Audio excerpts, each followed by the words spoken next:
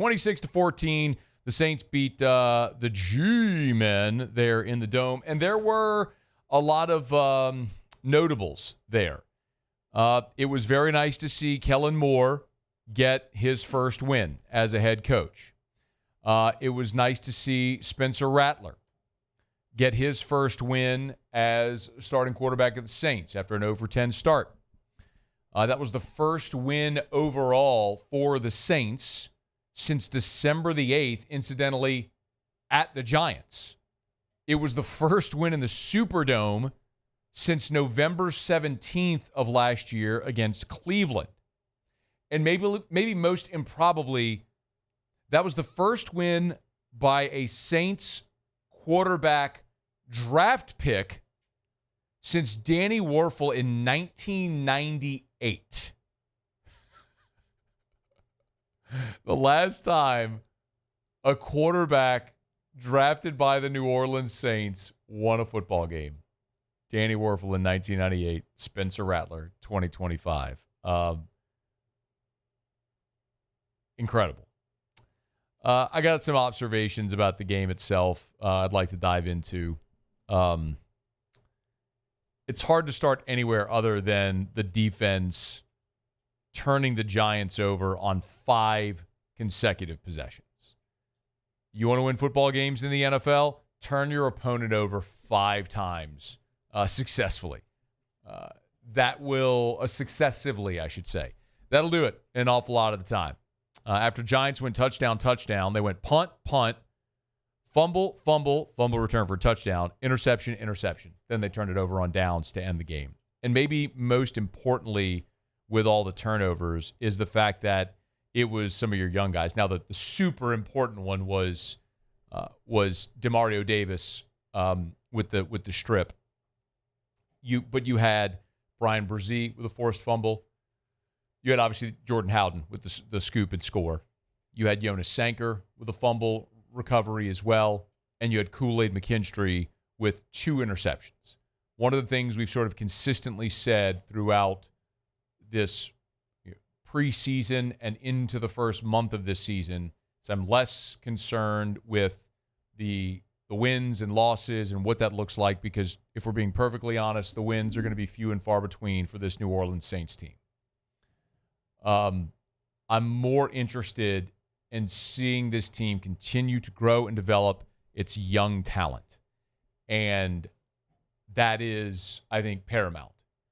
And when you look at key moments in this game, young players were at the center of a lot of those moments. And that's great to see. Not only young players, but young guys that use draft picks on were at the center of those moments. That was great to see. It wasn't all great.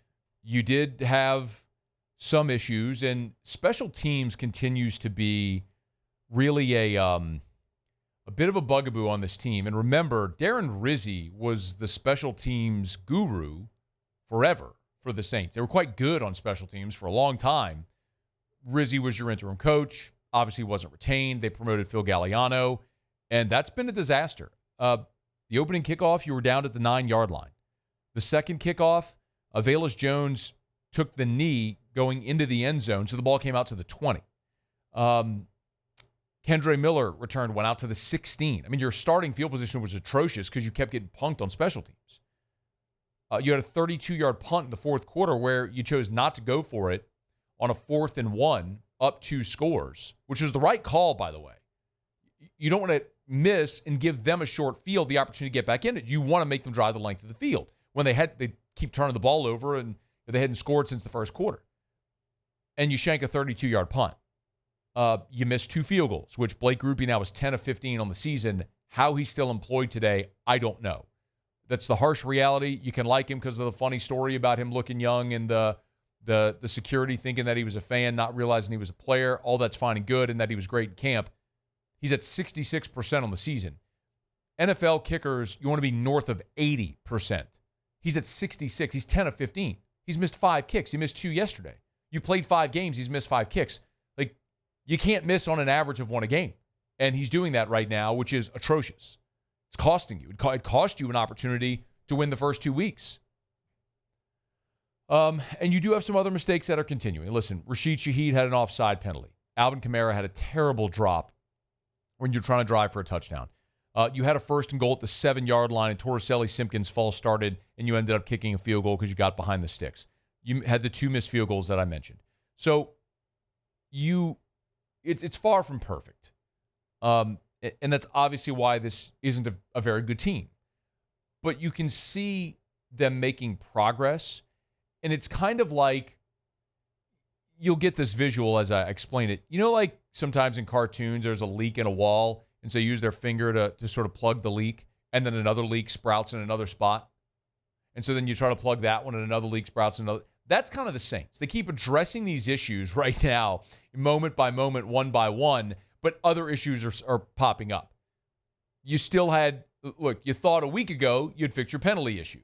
After double-digit penalties, only 4 last week against Buffalo. Well, in the first half of this game, penalties became an issue again. A key pass interference against Kool-Aid McKinstry allowed New York to continue their opening drive, which they ultimately scored on. I just mentioned you were 1st and goal from the 7, a false start put you behind the sticks.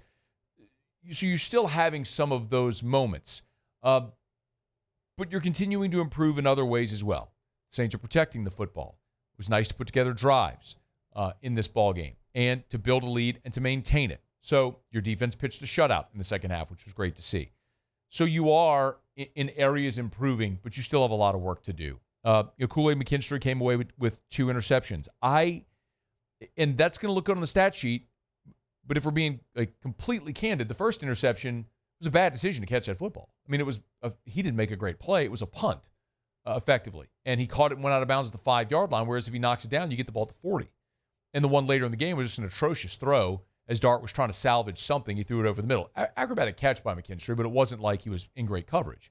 And he had the PI, and he got Big Boyd on the touchdown, where he basically got pushed to the ground by a big dude. So there's a lot of room for growth across the board. But nice to see the offensive line not give up a sack against arguably the best defensive front in football, which we knew was going to be just a key part of this game, to not let that Giants defensive front wreck you.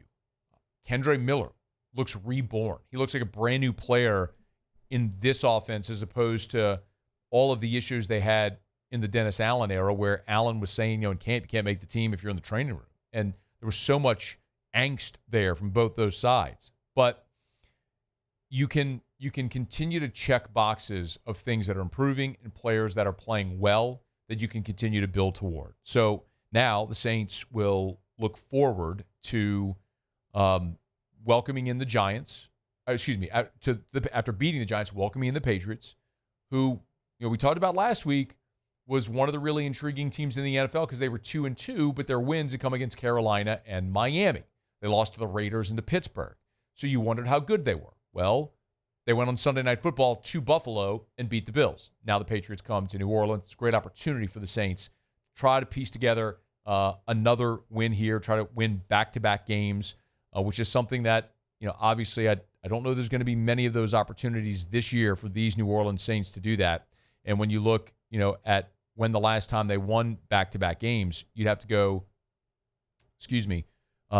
back to the beginning of the season a year ago when they started the season 2-0, and then in weeks 10 and 11 they beat Atlanta and Cleveland in the Dome. Before then they would go on to lose 5 of their last 6. So an opportunity to win back-to-back games for the first time since November 10th and 17th, weeks 10 and 11 a year ago, and we'll see if they can do it. But Saints get on the board. They beat the Giants. Kellen Moore gets his first win. Spencer Rattler gets his first win, which is great to see, 26-14. And because everybody likes to criticize when we get things wrong, and we deserve it, how about your boy? I picked the score 26-16. I was tap dancing all over it. How about that, huh? Yeah. Okay, I'll take it. That's strong. Yeah, man. Here, get you a ding there. I'll take it. It's proof. It's on the internet. This is on the internet and something that actually did happen. And you can believe that I did actually say it. It was not AI. It was not an AI-generated me after the game. It happened before. On Friday, as a matter of fact. Yes, on Friday for the game. Hey, thanks so much for watching. Please leave your comments. I love to interact. And be sure to hit the red subscribe button below.